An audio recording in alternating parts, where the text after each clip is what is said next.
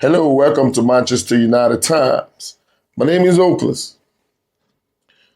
Okay, what do we have today?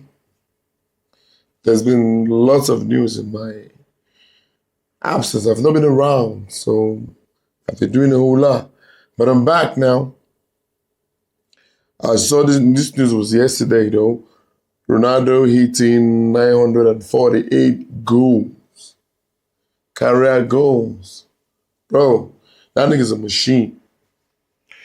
Are we ever going to get a player like Ronaldo again in Manchester United? Is there a vision? Like, is there any player now, both in our youth team or anywhere in the world, that's like Ronaldo? The answer is no. Messi and Ronaldo are one of a kind. I lost my voice, so please bear with me. Another news it's about Zagzi, Roma. They're trying to see if they can get Zagzi, but yeah, Zagzi has not been playing.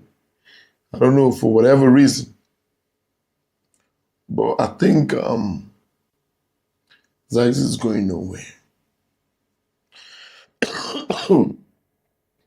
Zagzi is going nowhere because he's an important player for us, even though he's not playing.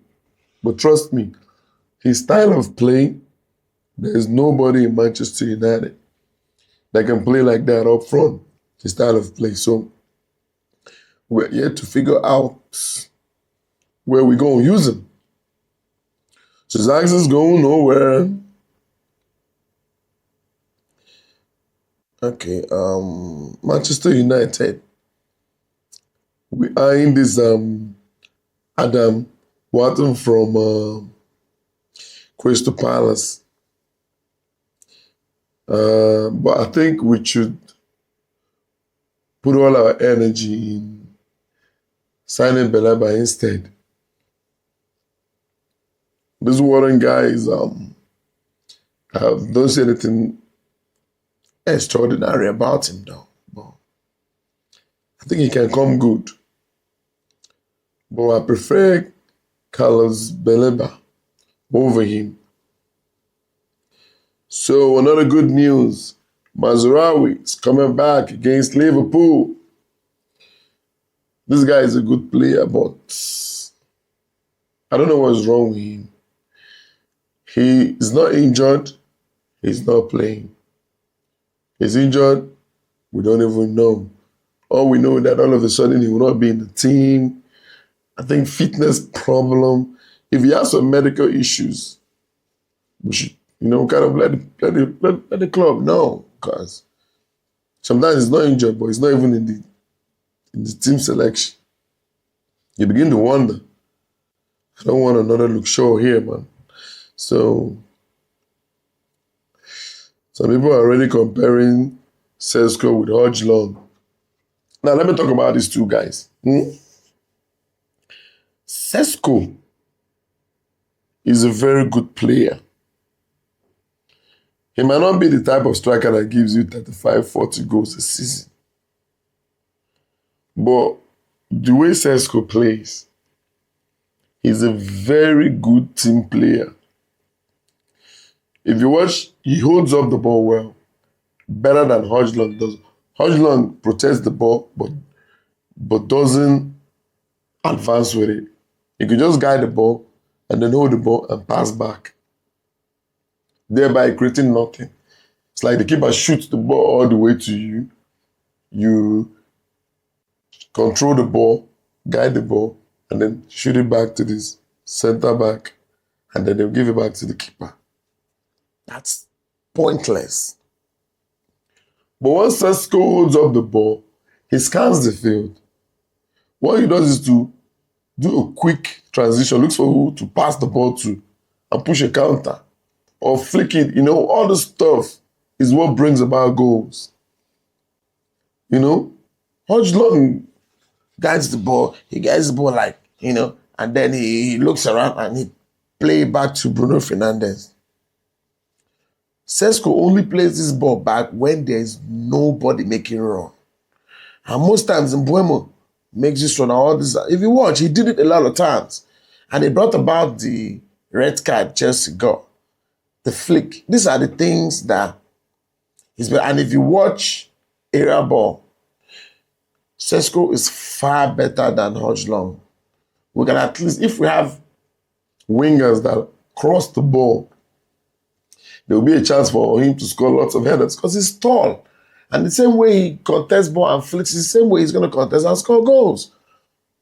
The only time Hojlund impressed me with nothing was the goal he scored, I think in the preseason, when he ran in between the, I think who crossed that ball? Is it Dogu? No, he ran into the defender and then not the ball. That's the first time I saw him do that move. And after that, I was one of those that was saying, can we keep this guy? I think there's something he showed different in the preseason. Like he knew there was a challenge coming. He wanted to prove a point. And when is the best time for a striker to actually play his best is when he knows that if he doesn't perform, they will bench him. So he puts a lot on the line. So there is no pressure on Sesko. So when he starts to fumble, you end up using him. Or you will not play him, play first line. Manchester United has always been a club that has multiple strikers. You hardly see us play one prolific striker alone. We played York and Co. I think Rooney played a lot with Tevez. I think Rooney played with Babatov. You know, one is prolific. I mean, there's always good player up front that can help. Do you understand? We're not the type that allow a single position to relax and be like, well, even if I don't perform, I'm gonna do well. We've had the only position where we didn't really have too much competition has always been our goalkeepers.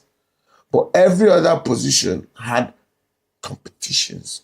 At the time, Ferguson used almost average players and even won the league. Do you understand? When Van Persie come, Rooney was still there, right? Yeah. So we need we need competition up front. So we can stop playing Cunha first line or Mount. This is rubbish. We can't do that again this season. So I don't know why they had to loan Hojlund away when he needed to be there to improve. The kid is just 22 or thereabouts. He's a small boy. He came in when he was like 20. And if you watch, yes, he might not be getting goals, but he's improving in something. In preseason, that guy was deadly. I saw moves. Now his runs were making meanings. This is kind of time that he and Sesko can learn along together. That's why I was saying, to me, I wanted Watkins, right? So Obi and Hojlund can learn under him. I wanted that, but it didn't happen. Sesko, fine. But it's like buying the same kind of thing.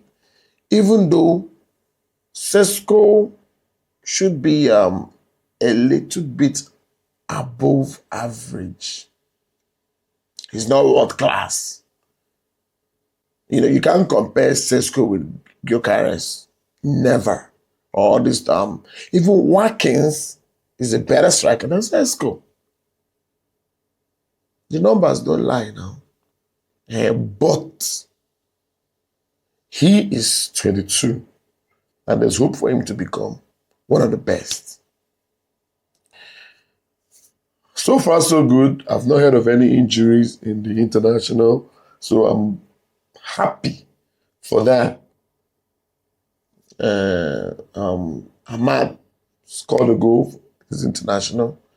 The players have been doing well in the international, and the injured players we have are coming back. And Martinez, I cannot wait to see you play in this formation. Someone that can actually hold the ball and pass and run back and cover all those things. I want to see what he can do. You know, instead of Luke Shaw playing there, I like to see what Martinez can actually do there. That would be a plus. So thank you very much. See you tomorrow. More updates. Let's go.